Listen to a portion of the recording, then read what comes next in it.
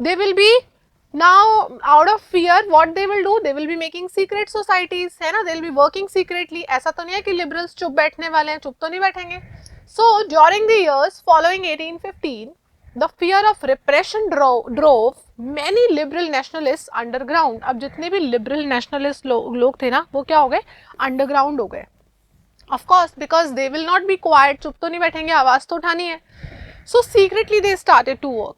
Secret societies sprang up in many European states to train revolutionaries and spread their ideas. So secretly they all started working and they have made their groups, their societies, okay, and there they used to train revolutionaries so that they could spread their ideas, right, ताकि वो अपने सारे ideas उनके अंदर भर सकें.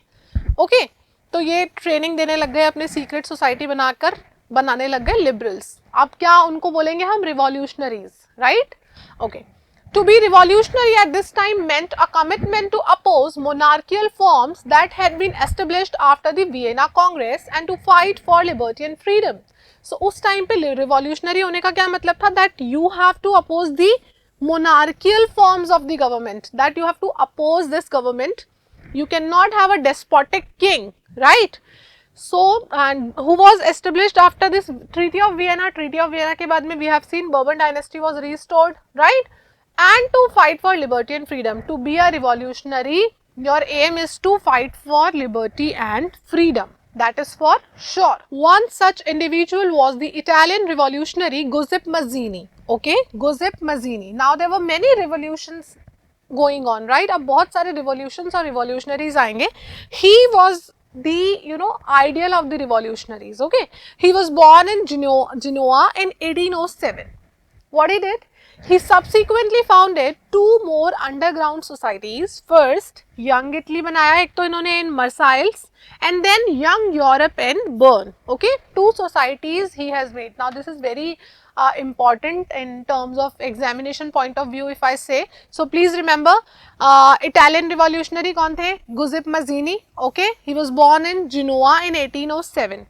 दो इन्होंने सीक्रेट सोसाइटीज बनाई. First was young Italy in Marseilles, second was young Europe in Bern. Okay, now Mazzini believed that God had intended nations to be the natural minds of mankind. Now Mazzini क्या believe करता था कि God ने बोला है हमें that the nations has to be the natural units of mankind. So this Mazzini became the ideal of the revolutionaries. Now there would be so many revolutions, now back to back there would be. Now this is the picture of Mazzini.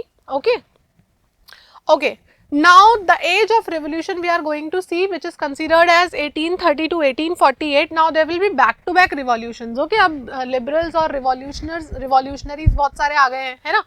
Mazzini type के ideals उनके बन गए हैं, secret societies बन रही है, बहुत सारा काम चल रहा है. ओके, तो अब एक एज ऑफ रिवोल्यूशन आएगी जहां back to back there will be 3 revolutions. Okay, so first we will be learning about the July Revolution which happened in France.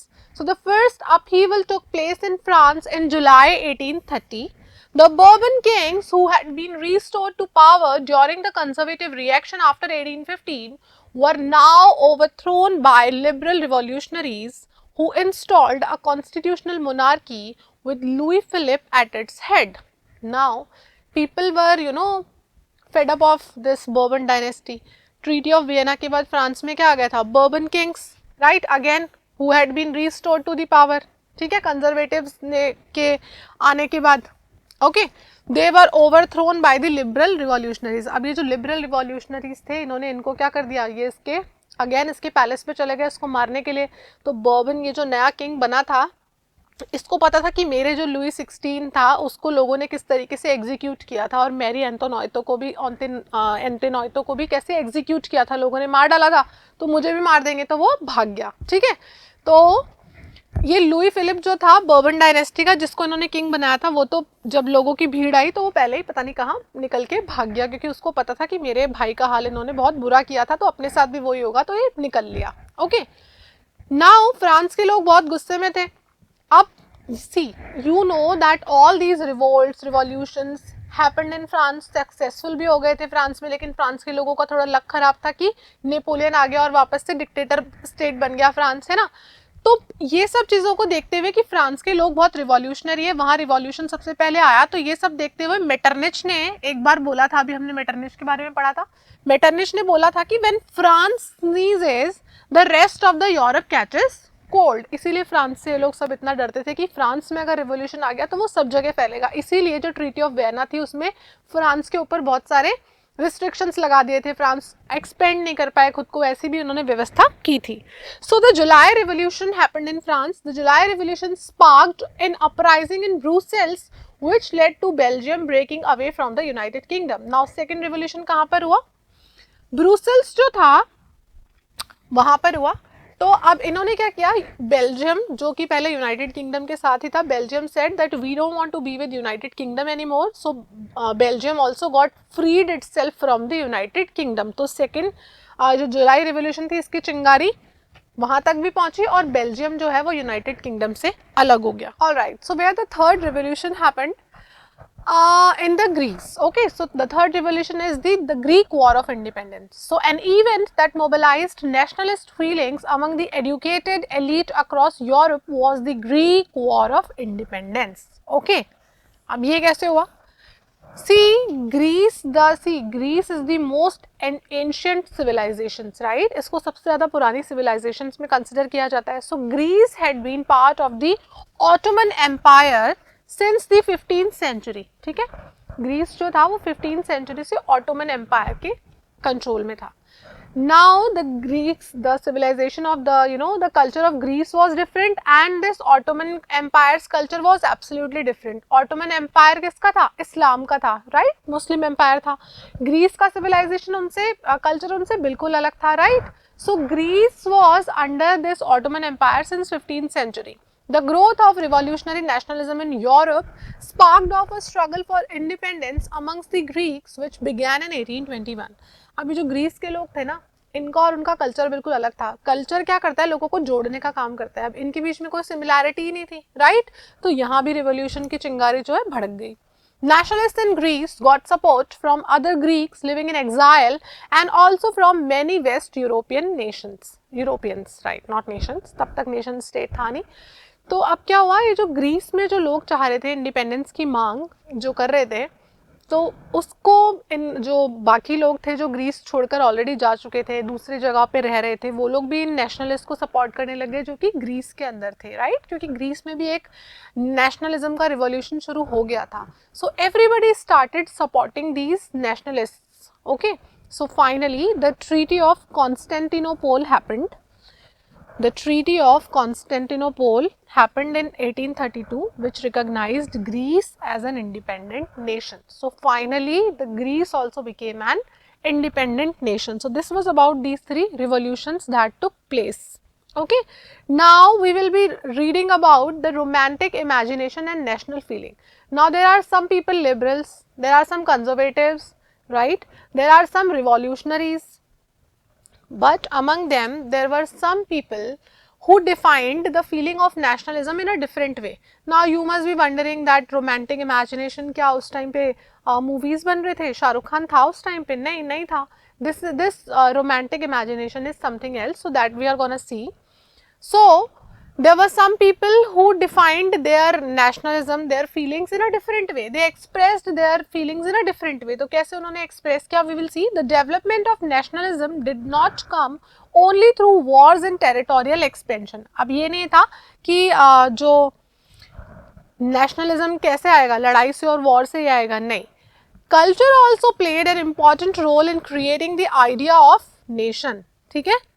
अब जो कल्चर था, I told you 2 minutes ago, only culture क्या करता है? लोगों को बांधने का, साथ में जोड़ने का काम करता है. Okay, so how they, what was the idea of these people? They wanted कि हम लोगों को आर्ट के थ्रू, कल्चर के थ्रू लोगों को साथ में जोड़ते हैं. तो उन्होंने क्या किया?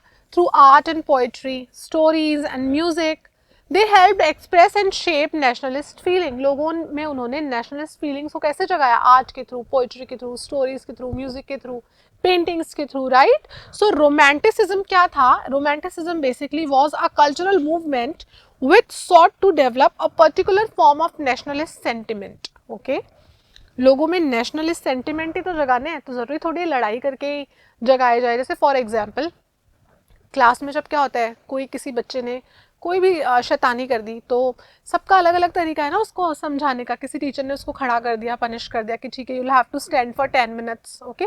किसी टीचर ने उसको बोल दिया now you will sit on the floor, you will not sit on the bench. किसी टीचर ने क्या किया, क्लास से बाहर निकाल दिया, है ना। सबके अलग अलग वेज है। किसी ने क्या कर दिया कि अच्छा you were doing this, I will give you -2 now in the test, ठीक है, सबके अलग अलग वेज है। या किसी ने क्या किया, उसको प्यार से समझा दिया कि भाई don't do this next time, किसी ने एग्जाम्पल देके, तो सबका अलग अलग तरीका है ना समझाने का।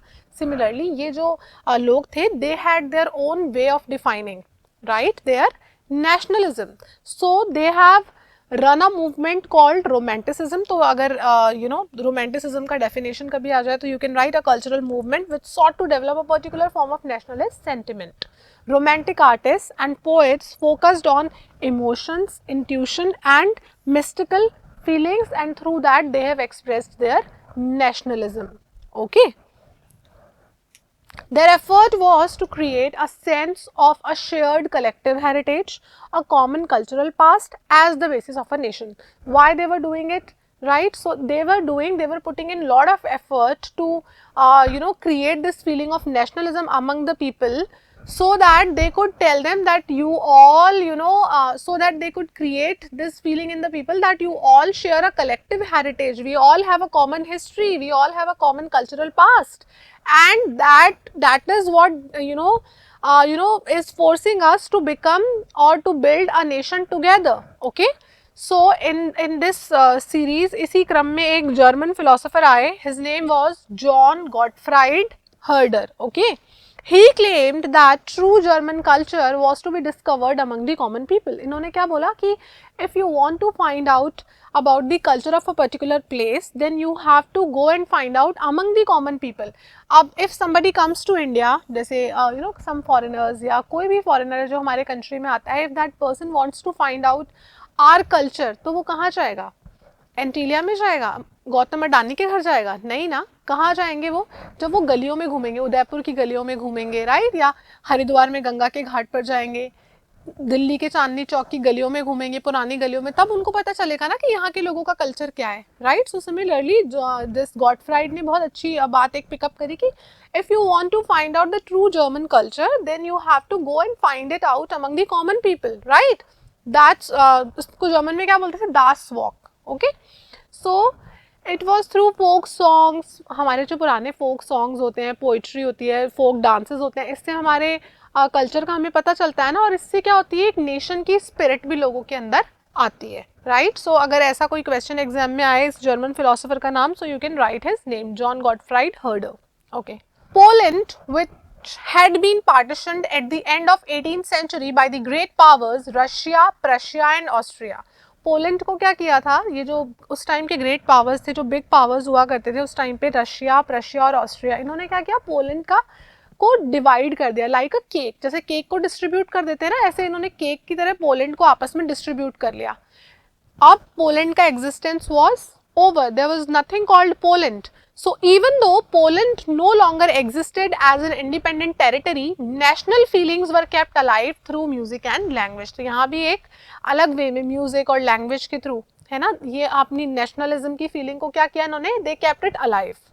Now the another philosopher, Karol Kurpinski, for example, celebrated the national struggle through his operas and music. है ना, ओपराज और म्यूजिक के थ्रू उन्होंने नेशनलिज्म की फीलिंग को लोगों में जगा के रखा, अलाइव करके रखा. Language too played an important role in developing nationalist sentiments, right. Language भी क्या करती है, लोगों को बांधने का काम करती है. For example, if you go to a country, let's say for example अगर हम इंडिया से जर्मनी में जाएं और वहाँ पर कोई हिंदी बोलने वाला व्यक्ति आपको मिले, तो we'll all be happy no कि अरे that person is from India, so we'll go and talk to that person despite the fact that we don't know that person, but still. तो लैंग्वेज क्या करती है, लैंग्वेज हमें बांधने का काम करती है ना, सेंटिमेंट्स को जगा के रखती है. सो what these Polish people do, after Russian occupation, the Polish language was forced out of schools and the Russian language was imposed everywhere. So since I told you Poland was divided among these nations, Russia, Prussia and Austria. तो Russia में जब Russia ने Poland का जो area occupy किया, उन्होंने क्या बोला यहाँ पर, that you will have to speak in Russian language only, you can not use Polish language, ठीक है। तो स्कूल से पॉलिश को उन्होंने बिल्कुल हटा दिया, and the Russian language was imposed everywhere, कि अब you have to only speak in Russian. In 1831, an armed rebellion against Russian rule took place, which was ultimately crushed. Following this, many members of the clergy in Poland began to use language as a weapon of national resistance. So these Polish-speaking people, what did they do? They have decided that in our church, we will be speaking in Polish only. Among themselves, we will be speaking in Polish only. Although इनका जो इन्होंने revolt किया Russia के against, उसको suppress कर दिया गया, but that is not the thing. Important क्या है कि उन्होंने अपने देश के लिए और अपने कल्चर को जिंदा रखने के लिए आवाज तो उठाई. So Polish was used for, what did they do? Polish was used for church gatherings and all religious instructions. Okay, तो चर्च में जब भी जो ये पॉलिश लोग जाते थे, ये क्या बोलते थे कि हम पॉलिश में ही बात करेंगे. Polish was the language of Poland. As a result, a large number of priests and bishops were put in jail, sent to Siberia by the Russian authorities as punishment for their refusal to preach in Russian. तो जब इन Polish लोगों ने बोला कि now we'll be only speaking in Polish in our church gatherings, so all these fathers and bishops and priests, they were all sent to Siberia. Siberia is a region in Russia which is the most coldest, बहुत ठंड पड़ती है वहां पर. तो इन सबको कहाँ भेज दिया? जेल में डाल दिया. कहाँ पे? साइबेरिया की जेल में, एज अ पनिशमेंट, क्योंकि उन्होंने रशियन में अपना जो भी उनका सेरेमनी होती थी, रशियन में उन्होंने नहीं बोला था, इसलिए. So the use of Polish came to be seen as a symbol of struggle against Russian dominance. तो अब इन्होंने पॉलिश लोगों ने क्या किया? लैंग्वेज को अपना वेपन बनाया, right. So this was about the age of revolution, which was through 1830 to 1848. During this time only, in 1813s, you all should remember that it was the year of great economic hardship in Europe, right? Although industrialization was going on, but it still did not improve the entire situation. So in the first half of 19th century, saw an enormous increase in population all over the Europe. So अब Europe की problem क्या है? एक तो population बहुत ज़्यादा increase हो रही है. We saw it last year in Russian Revolution also, कि वहाँ भी क्या था? पॉपुलेशन बहुत ज़्यादा थी. In most countries, there were more job seekers than employment. तो जॉब ढूंढने वाले ज़्यादा थे, राइट, और जॉब करने वाले कम थे. Population from rural areas migrated to cities to live in overcrowded slums. Now industrialization का टाइम आ गया है, तो लोग क्या कर रहे हैं? गाँव को छोड़कर सिटीज में रहने आ रहे हैं. अब सिटीज में जगह ही नहीं बची उनके रहने के लिए, because it is overcrowded already. So they were forced to live in overcrowded slums. Okay, so अब फिर वही सैनिटाइजेशन का प्रॉब्लम होगा इससे. Peasants struggled under the burden of feudal dues and obligations. Peasants के ऊपर किसका प्रेशर है? feudal lords का, right? The rise of fruit prices or a year of bad harvest led to widespread pauperism in town and country. अब क्या हो रहा है कि कभी कभी ड्रॉट की वजह से फसलें खराब हो रही है, तो क्या हो रहा है? फूड के प्राइसेस बहुत ज़्यादा इंक्रीज हो रहे हैं, तो इससे भी क्या हो रहा है? अनरेस्ट आ रहा है सिटीज़ के अंदर. सो ये अब पीपल क्या करेंगे? अब रिवोल्ट करेंगे. सो पॉपुलेशन ऑफ पेरिस रिवोल्टेड. अब लोग बहुत ज़्यादा परेशान हो गए. लोगों ने क्या कर दिया? रिवोल्ट कर दिया. Barricades were erected and Louis Philippe was forced to flee. Louis Philippe को पता था कि पहले मेरे भाई के साथ ये हो चुका है, तो वो फिर फाइनली भाग गया. National Assembly proclaimed a republic, granted suffrage to all adult males above 21 and guaranteed the right to work. तो फाइनली वापस से, अब जब किंग तो है ही नहीं, तो क्या होगा? नेशनल असेंबली वापस से बनी. अब उस नेशनल असेंबली ने क्या किया? रिपब्लिक बना दिया सबसे पहले तो, because there is no king. ये लुई फिलिप तो भाग गए ऑलरेडी, तो रिपब्लिक बना दिया. Grant suffrage to all adult males above 21. अभी भी पता है राइट टू वोट विमेन की बात अभी भी नहीं कर रहे हैं. Women are still not allowed to vote. All adult males above 21, ठीक है, उनको क्या मिला? वोटिंग राइट मिल गया. And guaranteed right to work. अब ये इन्होंने नई चीज निकाली कि everybody will have right to work. जैसे हमारे यहाँ क्या है? हमारे यहाँ भी रोजगार गारंटी अधिनियम है ना, मनरेगा, जिसको लोग क्या बोलते हैं? MNREGA. I call it MNREGA, MG NREGA, है ना, हमारे यहाँ पर है ना नरेगा, ठीक है, जिसके अंदर गवर्नमेंट क्या देती है? गारंटी से काम देती है ना, 100 डेज का एम्प्लॉयमेंट देती है. तो उसी टाइप से इन्होंने भी क्या कर दिया? Right to work. Okay, Earlier in 1845, weavers in Silesia had led a revolt against contractors who supplied them raw material and gave them orders for finished textiles but drastically reduced their payments. तो एक contractor आया, पहले क्या हुआ, Silesia के अंदर एक contractor आया और उसने लोगों को क्या कर दिया, कॉन्ट्रैक्ट पे काम दे दिया. जब काम कंप्लीट हो गया और जब वो अपना मटेरियल लेने के लिए आया, फिनिश्ड गुड्स लेने के लिए आया, तो फिनिश्ड टेक्सटाइल लेने के लिए आया, तो उसने क्या बोला कि पहले जो उसने रेट डिसाइड करे थे, फॉर एग्जांपल पहले उसने कहा होगा कि मैं आपको दूंगा 10,000 पूरे काम के. आने के बाद उसने फॉर एग्जांपल क्या बोला कि मैं तो 7 ही दूंगा. तो लोगों को गुस्सा आएगा या नहीं आएगा? एक तो पहले इतने हालात खराब हैं, पैसे नहीं है, लोगों के पास बच्चे भूखे सो रहे हैं बेचारे, और फिर आप पैसे कम दे रहे हो. तो जब उसने पैसे कम दिए तो फिर लोगों को गुस्सा आया, तो फिर उन्होंने भी क्या किया, इन कॉन्ट्रैक्टर्स के अगेंस्ट क्या किया, रिवोल्ट किया.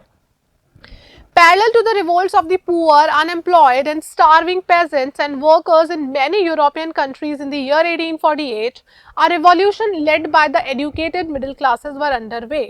तो अब ये जितने भी revolts जो poor लोग चला रहे हैं, एक तो poor लोग revolts चला रहे हैं, unemployed लोग भी revolts चला रहे हैं, starving peasants जो बेचारे भूख के कारण भूखे सो रहे हैं वो चला रहे हैं, और जितने भी लोग यूरोपियन कंट्रीज़ में वर्कर्स 1848 के अंदर चला रहे हैं रिवोल्यूशन, एक और रिवोल्यूशन मिडिल क्लास सोसाइटी चला रही थी, उनका भी एक ऑन द वे था कि अब ये भी चलाएंगे अपना. So they took advantage of the growing popular unrest to push their demands for the creation of nation state on parliamentary principles, a constitution, freedom of the press and freedom of association. तो अब ये जो educated middle class है, उनके पास पैसे हैं, खाने के लिए भी है, सब कुछ है, लेकिन उनकी प्रॉब्लम क्या है, उनको चाहिए क्या, नेशन स्टेट, उनको क्या चाहिए, कॉन्स्टिट्यूशन, उनको क्या चाहिए, फ्रीडम ऑफ प्रेस, उनको चाहिए फ्रीडम ऑफ एसोसिएशन. तो अब एक जो मिडिल क्लास है ये भी एक रिवोल्ट करेगी, क्योंकि ये लिबरल्स हैं सारे, इनको क्या चाहिए, कॉन्स्टिट्यूशन चाहिए इनको, right. For example, in the German regions, a large number of political associations whose members were middle class professionals, businessmen and prosperous artisans came together in the city of Frankfurt and decided to vote for an all German National Assembly. Now in German regions में क्या हुआ, जहाँ पर लोग German भाषा बोलते थे, इन लोगों ने क्या किया, they all large number of political associations, they all came together. अब इनमें कौन कौन लोग होते थे, मिडिल क्लास प्रोफेशनल्स थे, बिजनेसमैन थे, प्रॉस्परस आर्टिसंस थे, right. They all came together in the city of Frankfurt and they decided to vote for an all German national assembly. तो उन्होंने अपनी क्या बना ली, वोट करके German national assembly, right. So on 18th May 1848 they have elected 831 representatives. Okay, so they all marched in a festive procession to take their places in the Frankfurt Parliament convened in the Church of St. Paul. ये अब इन्होंने क्या किया, अपना एक parliament decide कर लिया और 831 रिप्रेजेंटेटिव्स को इलेक्ट कर लिया, that we all will be sitting in the parliament and will be governing the state now. Okay. Okay, so when the deputies offered the crown to Frederick William IV. अच्छा, अब इन लोगों ने क्या सोचा कि अब एक काम करते हैं अपन, ये जो प्रशिया का किंग है फ्रेडरिक विलियम IV, इसको अपन क्या बना लेते हैं, इसको अपन अपना किंग बना लेते हैं. So they offered the crown to the king Frederick William IV. ठीक है, प्रशिया का किंग था वो, ही वॉज इन मतलब थोड़ा बीमार सा रहता था, तो ये उसके पास गए और इसको उन्होंने ये ऑफर दिया कि हम हमारी एक नेशनल असेंबली बना रहे हैं, तो उसके आप हेड ऑफ द स्टेट बन जाओ. तो किंग ऑफ रशिया वो क्यों चाहेगा अपने पावर्स कम करवाना, तो उसने कहा कि नहीं, ये तो पॉसिबल ही नहीं है, मैं तो कौन चाहता है अपनी पावर कम करवाना. तो किंग ऑफ रशिया ने इनका प्रपोजल था उसको रिजेक्ट कर दिया, और उसने क्या किया, बाकी जो किंग्स थे, बाकी जो मोनार्क्स थे, उनके साथ मिलकर के उसने उस इलेक्टेड जो असेंबली इन लोगों ने बनाई थी उसको क्या करा, अपोज किया और उसको सप्रेस कर दिया. ठीक है. In the end, troops were called in and the assembly was forced to disband. So finally उसने आर्मी को बुलाया और इस असेंबली को डिसबैंड करवा दिया. अच्छा, अब इस टाइम पे क्या हो रहा था, विमेन जो थी, विमेन को अभी तक कोई राइट नहीं दिए गए हैं. देखो, लुक इनटू दिस पिक्चर. जब ये अपना जो सेंट पॉल चर्च के अंदर इन्होंने जो अपनी नेशनल असेंबली बनाई है, इसमें विमेन कहाँ बैठी हैं, ऊपर बैठी हुई है ना, फर्स्ट फ्लोर पे. विमेन का काम क्या है, ओनली ऑडियंस की तरह विमेन बैठी हुई हैं. तो विमेन को भी अभी तक कोई पॉलिटिकल राइट मिले नहीं है, तो अब विमेन को भी गुस्सा आएगा. तो अब विमेन क्या करेंगी, women will also form their own political associations.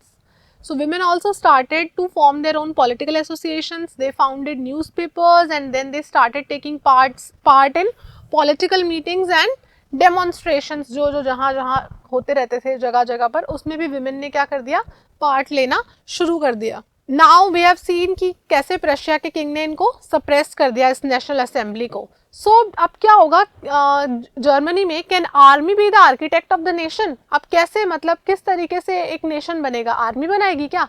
So let's see, as you have seen, nationalist feelings were widespread among middle class Germans who in 1848 tried to unite the different regions of the German Confederation into a nation state governed by an elected parliament. अभी हमने देखा कि कैसे nationalist feeling लोगों में आई and they tried to make a nation state, okay, by electing a parliament, right? So this was a liberal initiative. So this liberal initiative to nation building was however repressed by the combined forces of the monarchy and the military. King of Prussia, he called the military and he suppressed those people. Supported by large landowners called Junkers in Prussia. तो Prussia में जो बड़े landlords होते थे उनको क्या बोलते थे? Junkers बोलते थे, है ना? So from then on, Prussia took on the leadership of the movement for national unification. अब इनका leadership किसके हाथ में आ गई? Prussia के king के हाथ में आ गई. Okay.